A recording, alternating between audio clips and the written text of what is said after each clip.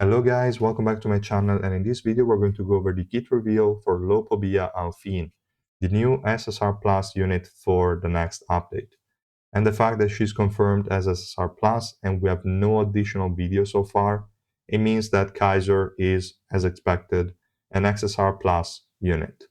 So that's good for my free-to-play account. I don't know if it's going to be good for all of you guys, but it could be a pretty decent thing. I mean, if you're lacking a DPS unit with just using some normal summon tickets, you could get one that deals a lot of damage, but survivability is a bit of a question mark. Still, it's fine, I guess. For most use cases, Kaiser will definitely be solid enough. So definitely looking forward to that.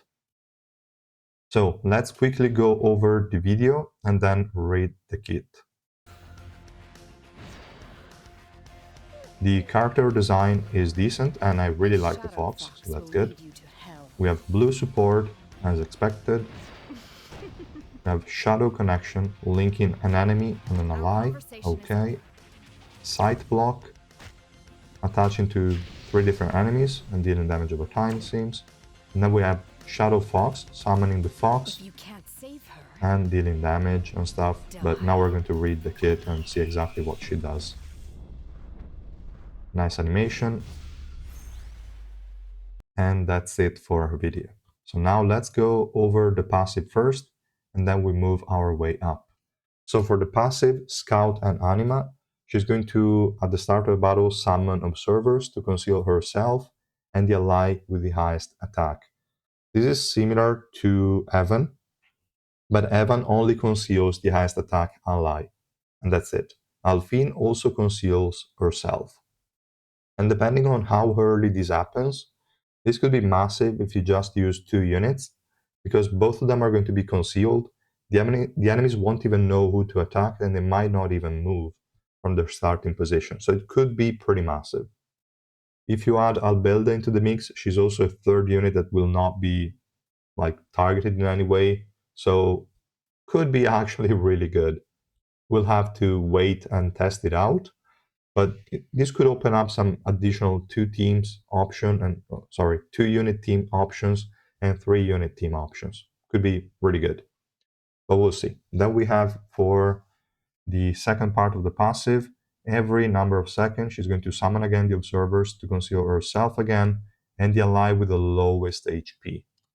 Now I don't like this lowest HP thing that much, because one, it's uncontrollable. You cannot control who's the unit that gets the lowest, to the lowest HP at any given time. And the second thing is that most of the times this lowest HP unit is going to be your tank. And you don't want your tank disappearing for no reason, because that means the enemy team will just focus on your backline, and that's not something you want to see. So I don't like this targeting that much. And that is going to happen all of the time if you happen to use data machine with her, which you definitely shouldn't, I think. This would just make data machine really stupid, because she's going to be concealed a lot of times and enemies will just ignore her and go for your team. So no, completely wrong, but it's fine, I guess. If you build a team around this part of the passive, it should be okay. Just try not to have some tanks that magically disappear in the battlefield. Keep this in mind, I think. And there is a bit of HP recovery. We don't really care much about that part. Additionally, every time the Shadow Fox is summoned, her defense and HP is going to be increased with a maximum number of stacks. This is pretty good, I think. This could make the Shadow Fox tank also at higher deficits, but we'll have to see exactly what the percentages are for her stats and stuff. We'll see. Overall, really good passive. There is a lot of potential here, but for now, we don't really know. We have to try it out. Then we have sight block. For some reason, they made a mistake here in the translation. And she's going to summon observers. We saw 3 in the video, and here it says attacks and random enemies. I'm expecting it to actually be 3, because 4 would be too many and it wouldn't be as random. 5 is not possible, because otherwise there is no random in 5 units. It's all of them. Unless it counts also summon beings. Probably it does, but we'll see. So yeah, this is overall good. I think it's going to be 3. It's definitely not going to be 2 or 1 because we saw 3 of them in the video. So nice. And it's going to deal them some damage every second and reduce their accuracy and evasion by percentage each. I don't know if this is going to stack with each hit. It doesn't say stacks up to n number of times. It doesn't say much. It doesn't even state a duration. I'm expecting it to last for the duration, like as long as the observer is attached to them. But I cannot really tell. I don't know. We also have this part here that is worded in a way that I never saw in the game, or at least I don't remember. But basically, for each summon observer, that reduces by 1 due to insufficient enemies. I think like if you have 2 enemies, this is just going to reduce by 1. So it's not like you still have 3 observers on the field. If you only have 2 enemies, you're going to summon 2. If you only have 1 enemy, you're going to summon 1. I think that's what they mean here. And the more observers you have, the longer they're going to last. So it might be like 1 additional second per observer. So if you have all 3 of them, they're going to last 3 seconds on top of this duration. If you only have 2, it's going to last, I don't know, 2 seconds more. If you only have 1, 1 second more. Something like that.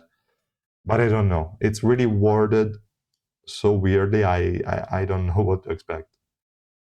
But I'm expecting it to work as I just mentioned. So it will lose effectiveness the fewer enemies you're facing. And I think it makes sense because at that point, Kaiser gets better because her damage is mostly single target. So if there are fewer enemies, you're going to kill them a lot more quickly.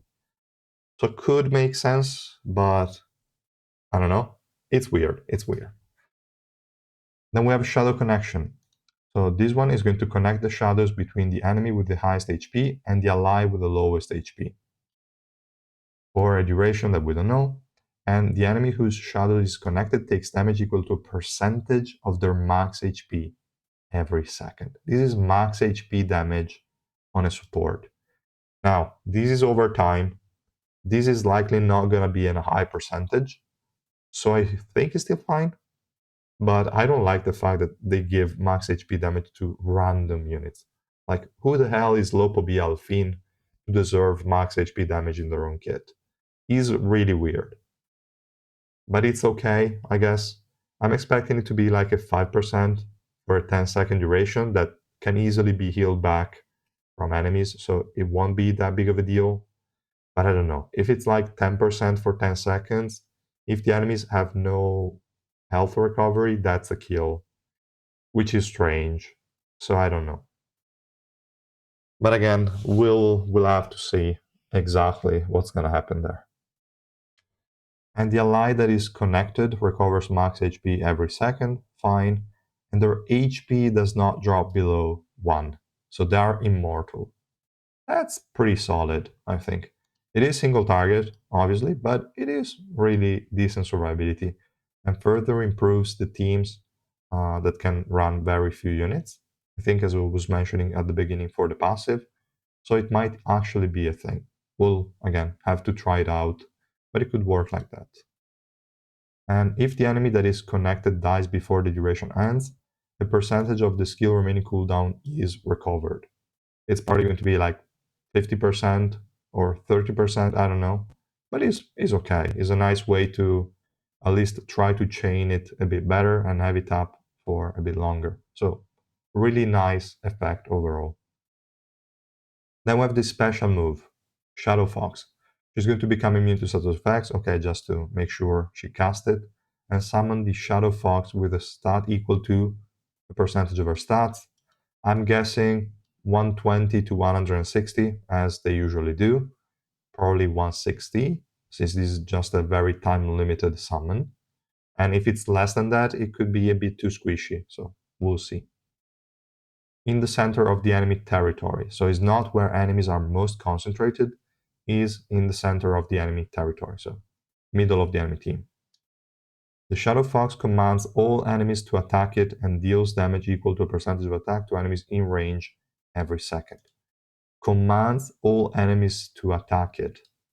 all enemies, not nearby enemies, which could be massive. If it actually like that, this is a great grouping utility tool. It won't work on everyone, obviously. Status effect resistance, like enemies with status effect immunity, won't be commanded. Units like Hugo and regular Yuri won't give a shit about this because they're immune to commands. But still good, I think. This is overall really nice if it affects all enemies. Really, really good. I definitely like that. And then we have that the Shadow Fox is immune to status effects and debuffs. That's pretty massive. And when the summon ends, deals damage equal to a percentage of attack to nearby enemies and seals them. Seals from what I don't know what they mean, but seal could either be the same seal that I think Garam has. I think it's called seal or something.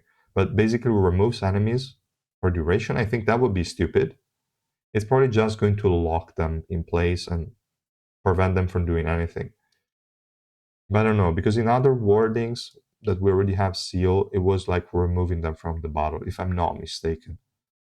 We should see what Garam says. I don't recall it, but yeah, could be also removing from battlefield. I hope not, because since this is AoE and most enemies will likely be attacking the fox, it will just losing time out of the fight. So the enemies are still going to be hittable, I believe.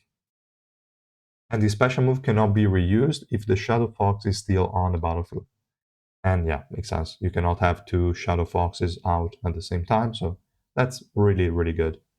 I think this special move, if it actually works like it says, it's gonna be massive. And yeah, we have to keep in mind we still don't have the exclusive equipment, we still don't have Revolution, so all of this could be better. There is nothing here that makes me think she's made to support Kaiser, like in any way. I mean, obviously Kaiser is going to benefit, but has anyone else is going to. So I don't know. There might be something in exclusive equipment or Revolution for that, because here I don't see anything. Also, what I'm expecting to see is that this shadow connection is also going to apply HP recovery block. Otherwise, this would really be kind of irrelevant, unless you can use somebody else in the team, obviously, to do the HP recovery block thing. But I don't know. I have a feeling this is going to get HP recovery block or energy decrease. This could also be something good to have on top of the damage. So we'll see. And I would also like to see something added to the Shadow Fox because, okay, I like the command of all enemies to attack it, whatever. And I don't know. I feel like there is something missing here. Maybe some more survivability for the team, some more HP recovery block on other kinds of utilities. But in general, the base kit is already good. Like the accuracy and evasion decrease, if this percentage is not too low, is absolutely great. The conceal on the units is good. Max HP damage and immortality for one ally is great.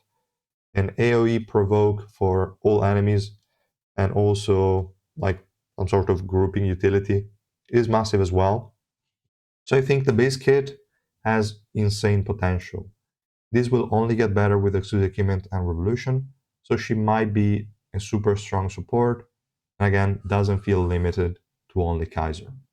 Only time will tell, but definitely so far, really strong support from what it seems.